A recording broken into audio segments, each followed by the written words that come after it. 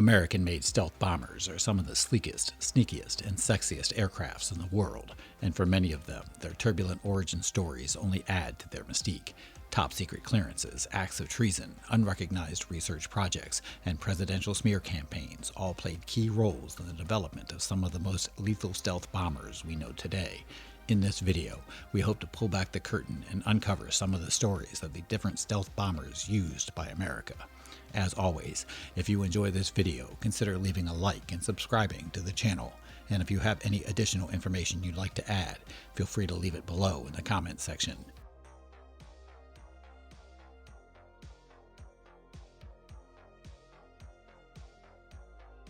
The year was 1955. Tensions were rising between America and the Soviet Union.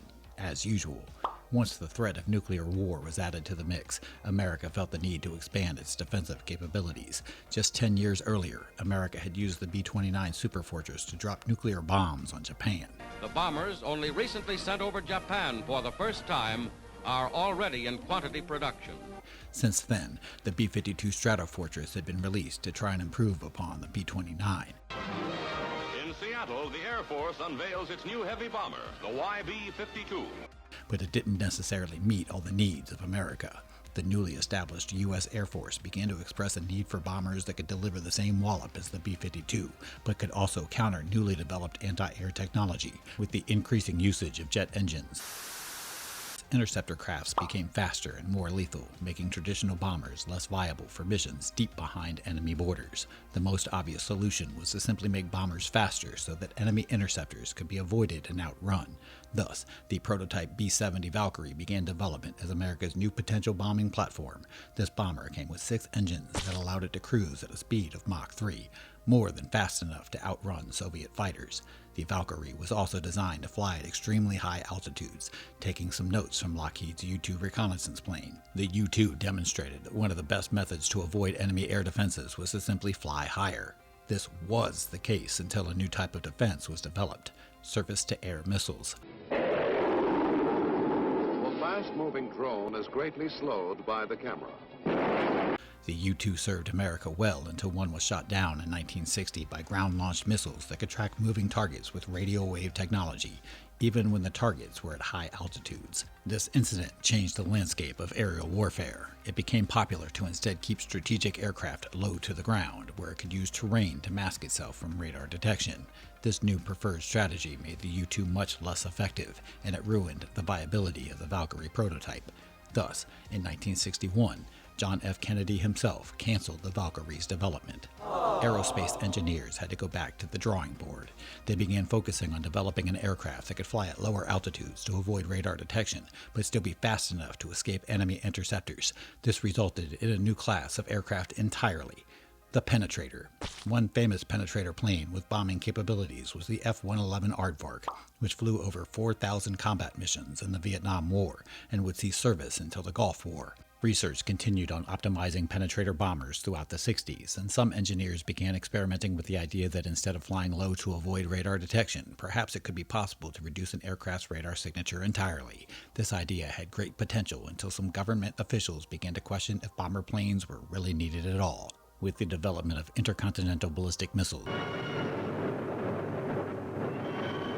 and submarines with missile launching capability, some claimed that stealth bombers were unnecessary. Why risk the lives of American pilots when one could simply launch a remote missile or use a submarine to strike from the depths of the ocean?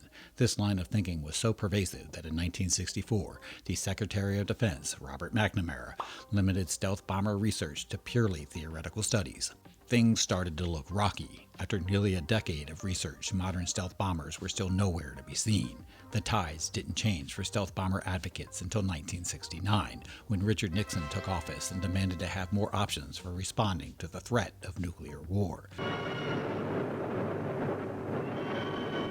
Nixon's mentality was to have as many options for nuclear response as possible to ensure the threat of mutually assured destruction was guaranteed. The Nixon administration increased funding to stealth bomber research programs, resulting in the conceptualization of the B-1A Lancer. In 1970, North American Rockwell was selected to develop the B-1A prototype. The B-1A employed the same penetrator philosophy of punching through enemy border defenses at high speeds and low altitudes. It also had a large fuel capacity to cruise through the more sparse and remote areas in order to lengthen operational range. The first prototype flew in December of 1974, but the B-1A soon ran into problems of its own. One of these problems was inflation. Due to soaring costs in the early 70s, the expected price of the B-1A nearly doubled from $40 million to $70 million. To make matters worse, in 1976, a Soviet pilot defected to Japan and released information on Soviet aerospace developments. One of these developments was the MiG-31, which came with the ability to easily shoot down low-flying targets, jeopardizing the viability of the B-1A and traditional penetrator aircrafts as a whole. The final nail in the coffin for the B-1A came in 1975, when engineers working for the experimental division of Lockheed discovered that aircrafts made with specialized faceted surfaces could scatter most radar signals away from the receiver. This reduced the need for aircrafts to fly low in order to avoid radar detection. The Lockheed Half Blue was a demonstration aircraft that proved the viability of this concept, and was successfully able to show skeptics that radio waves could be scattered with the right materials, even though it did crash during its demonstration. This breakthrough turned the development of the B-1A on its head, as its technology began to be outdated before it was even released. In 1977, President Jimmy Carter canceled the B-1A's development. The cancellation of the B-1A bomber had mixed responses, and during the 1979 presidential campaign, the incumbent Carter was accused of being weak on defense, in part due to his cancellation of the B-1A's development. There are those in our land today, however, who would have us believe that the United States, like other great civilizations of the past, has reached the zenith of its power, that we're weak and fearful. According to Republicans, America had to negotiate with the Soviets from a position of strength, and canceling military research projects was the last thing that needed to happen during the Cold War. Whether or not Carter actually was weak on defense is debatable at best. Carter was actually responsible for overseeing an overall increase in the defensive budget.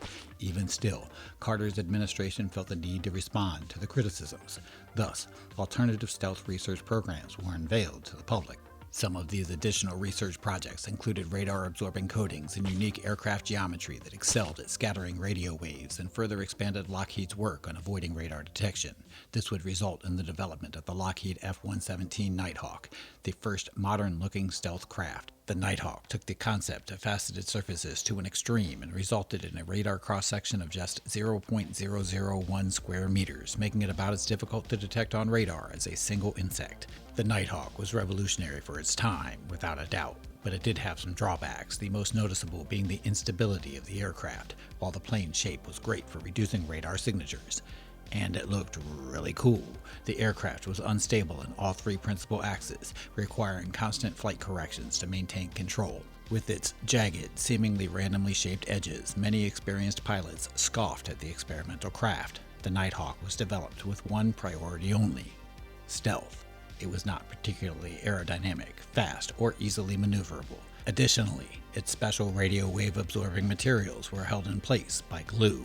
Even still, the Nighthawk helped pave the way for more advanced stealth bombers and fighter craft that we know today. The Nighthawk was not publicly acknowledged until 1989, over a decade after it began its development. It finally had its day in the spotlight during the Gulf War, where it flew over 1,300 sorties and destroyed over 1,600 high-value targets in Iraq. Another research program endorsed by the Carter administration was the Advanced Technology Bomber Competition, in which multiple contracting companies competed to develop the most advanced stealth bomber yet. The ATB competition was eventually narrowed down to two teams, Northrop and Boeing versus Lockheed and Rockwell. Northrop's design was ultimately selected and named the B-2 Spirit. The B-2 would undergo a series of redesigns throughout the 1980s. By 1989, the U.S. government had secretly spent about $23 billion on research and development on the B-2.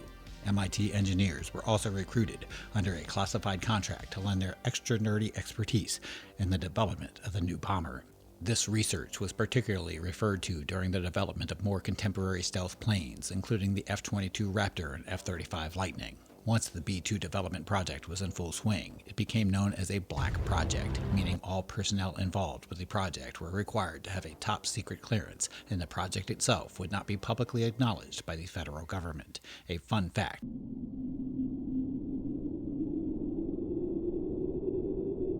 is that a Ford assembly plant in Pico Rivera, California, was acquired for manufacturing B-2 parts, and all former employees of the plant were sworn to secrecy. Many staff members of the project were even subjected to routine polygraph tests to make sure they weren't Soviet informants, and members of Congress were left in the dark on the program for nearly 10 years. During the B-2's first unveiling in 1988, the showing was heavily restricted and attendees were not allowed to view the rear of the aircraft. One member of the project, Thomas Cavanaugh, was arrested when it was discovered he was trying to sell classified information on the B-2 to the Soviet Union. He was sentenced to life in prison, but he was released on parole 6 years later. In the early 2000s, Noshir Gawadia, another engineer for the B-2, was also arrested for selling classified information to China and was sentenced to 32 years in prison. He was not released on parole 6 years later, and is in fact still held in a federal prison.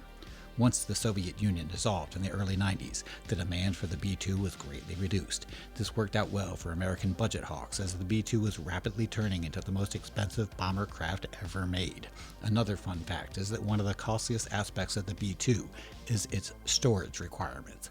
Specialized hangars must be produced to accommodate the B-2's absurdly long wingspan, and these hangars must also be specially air-conditioned at specific temperatures in order to maintain the stealth coatings plastered onto the craft.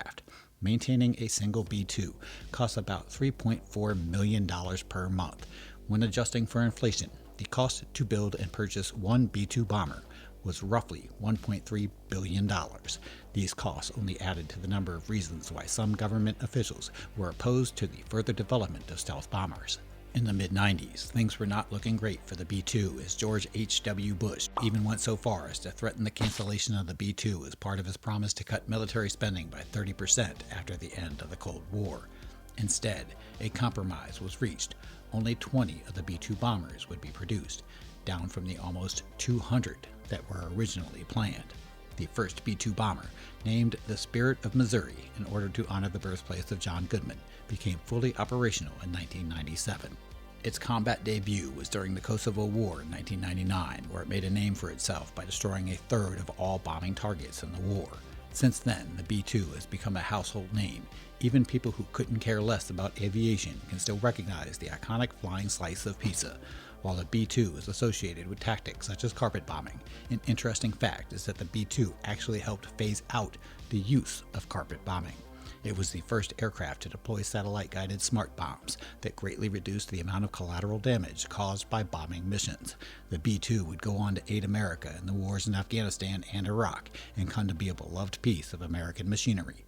Since the unveiling of the B-2, it has gone through numerous upgrade periods and had new technologies added to it. In 2021, it was hinted by some Air Force commanders that the B-2 is still being modernized to this day. More advanced weapon systems are being continually integrated into the craft, making it less reliant on escort fighters. Future bombers are also in development, and it has been rumored that stealth fighters such as the F-35 may possess the ability to step into the role that the B-2 plays. But for the foreseeable future, the B-2 remains a core part of America's bombing arsenal. A B-2 commander is quoted as saying that the B-2 is at the forefront of our country and our nation's defense, and with continued innovative upgrades and weapons system capabilities, will continue until the last jet flies off the ramp into retirement.